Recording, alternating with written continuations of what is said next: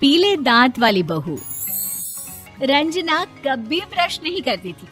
उसे कितनी बार उसके माँ बाप ने डांटा, लेकिन उसका कोई असर उस पर होता ही नहीं था, जिस कारण से उसके दांत पीले पीले हो जाते हैं। शादी के बाद अरे बहू, वैसे तो तुझ में कोई कमी नहीं है, पर तेरे दांत इतने पीले कैसे हैं बेटा? कैसे मतलब?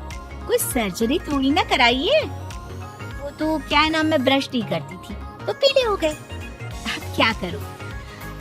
आप कहें तो लाल करवा लूं या फिर काले?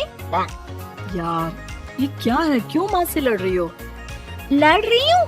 अरे मैं लड़ रही हूँ या ये बोल रही है कि दांत पीले हैं, पीले। अरे तपस्या थोड़ी ना की है इन्हें पीले करने के लिए। बकायदा ब्रश नहीं किया है 20 साल तक, तब जाकर। छी, कैसी बात कर रही हो? ये उस वक्त तो पीले नहीं थे जब हम लोग तुम्हें देखने आए थे। अरे तब साफ करवा लिया होगा डेंटिस्ट के पास जाकर। अब देखो कैसे पीले पीले लग रहे हैं। रंजना सास की तरफ गुस्से से देखती है। फिर शुरू हो गई पीले पीले पीले।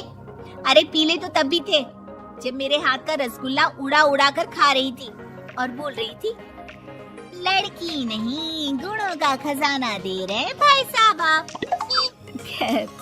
अब वो लोग करते भी तो क्या करते, पीले दांत वाली बहू पल्ले पड़ी थी तो झेलना तो था ही। एक दिन कीर्तन में रंजना गाना गा रही थी। अरे कमला बहन, माँ का द्वार है, यहाँ तो सब शुद्ध होकर आते हैं, फिर अपनी बहू को ब्रश भी नहीं करवाती तुम। दूर से पीले पीले दांत भक्ति में बाधा उत्पन्न कर रहा है। अरे कोई 2 साल के बच्चे थोड़ी ना लेकर आई हूँ मैं बहू बनाकर। अच्छी खासी लड़की है, अरे कैसे करवाऊँ ब्रश? ये तो उसे खुद करना चाहिए ना। अब माँ बाप तो इसके जैसे तैसे निपटा दिए, ये नहीं सोचा कि सास कैसे संभालेगी। सास बहू को लेकर घर आ जाती है, लेकिन सोच लेती है कि अब इसे लेकर कहीं नहीं जाएगी। अगले रोज बहू कहती है, अरे क्या हो गया, मंदिर नहीं जाना क्या? कीर्तन का वक्त हो रहा है। मेरी मधुर वाणी से कान्हा जी जागते हैं और सोते हैं। आप तो जानती है ना उनकी भक्ति में कितना मन लगता है मेरा। वो क्या है ना, तबीयत ठीक नहीं लग रही है मेरी, आराम करूंगी मैं। तबीयत ठीक नहीं लग रही? अभी तो मिथुन के गाने पर नाच रही थी आप, और अब बोल रही है कि तबीयत ठीक नहीं लग रही। अरे भक्ति में मन लगा लो सासू माँ, ऊपर जाना है, क्या मुंह दिखाओगी आप? हाँ? सास को बहू की बात पर गुस्सा आ जाता है। मैं क्या मुंह दिखाऊंगी, इसकी चिंता तो ना कर, समझी?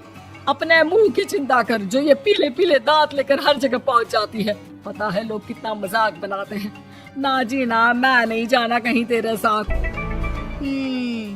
तो ये बात है, कोई ना, मत जाओ, मैं अपने कमरे में ही बैठकर भक्ति कर लूंगी।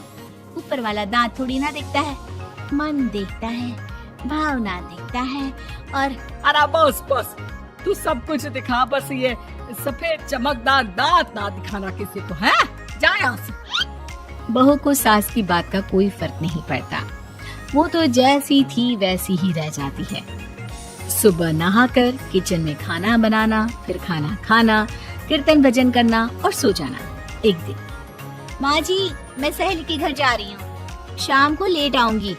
हाँ, तो जाना, मैंने कौन सा तेरी आरती करनी है घर पर बैठकर। रंजना सहेली के घर जाती है, जहाँ वो पार्टी में जाने की तैयारी कर रही होती है। अरे शिखा, कहाँ जाने की तैयारी कर रही है? मैं गलत वक्त पर आ गई क्या? अरे नहीं यार, उल्टा सही वक्त पर आई है। मैंने ये साड़ी और ज्वेलरी निकाली है यार, शाम को इनके ऑफिस की एक पार्टी में जाना है। बताना कैसा लग रहा है ये सब? नहीं यार, इस ड्रेस के साथ तो वो वाली ज्वेलरी अच्छी लगेगी। हाँ, सही बोल रही है, मैंने ध्यान ही नहीं दिया। वैसे तो हमेशा से मस्त फैशन सेंस रखती है। तो बड़ा जाती होगी ना पति के साथ पार्टी में।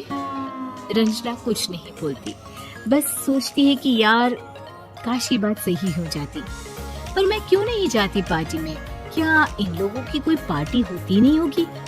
रंजना घर आती है और रात में पति से सवाल करती है, एक बात बताइए, आप मुझे किसी पार्टी में क्यों नहीं ले जाते?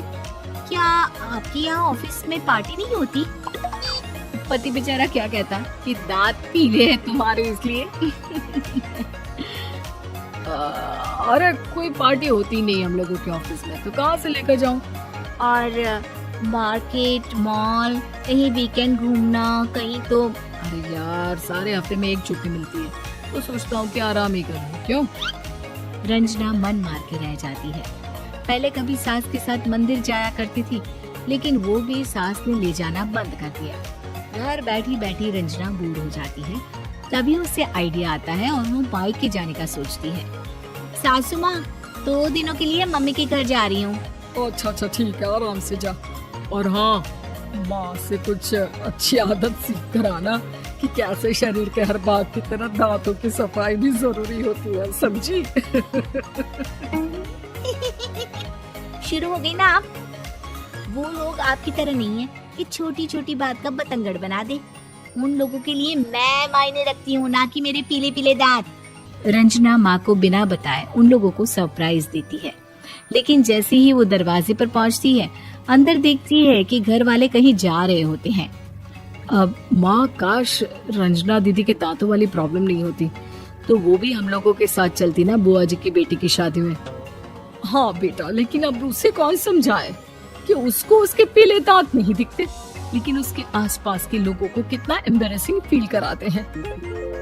मुझे तो कितनी बार उसके स्कूल की टीचर ने शिकायत की कि उसके साथ कोई लड़की बैठना भी नहीं चाहती, और ना ही कॉलेज में कोई उससे बात करना चाहता था। लेकिन पता नहीं क्यों उसे ये बात समझ में ही नहीं आती। कोई कमी नहीं है उस लड़की में, बस यही कि दांत पीले हैं। वो तो भला हो जीजा जी और उनकी माँ का, जो दीदी को जैसी है वैसे ही रखा हुआ है। रंजना को अपने घर वालों की बात सुनकर बहुत दुख होता है। वो सोचती है कि वो क्या करे, लेकिन फिर वो सीधा डेंटिस्ट के पास जाती है, अपने दांत चमकाती है और कसम खाती है कि वो रोज ब्रश करेगी। अरे क्या हो गया? तुम तो 2 दिनों के लिए गई थी ना, पर कोई ना, अच्छा है, चलो आ गई तो। रंजना सास के सामने आकर खड़ी हो जाती है और पूरी स्माइल करती है, उसके चमकदार दांतों को दिखाती हुई।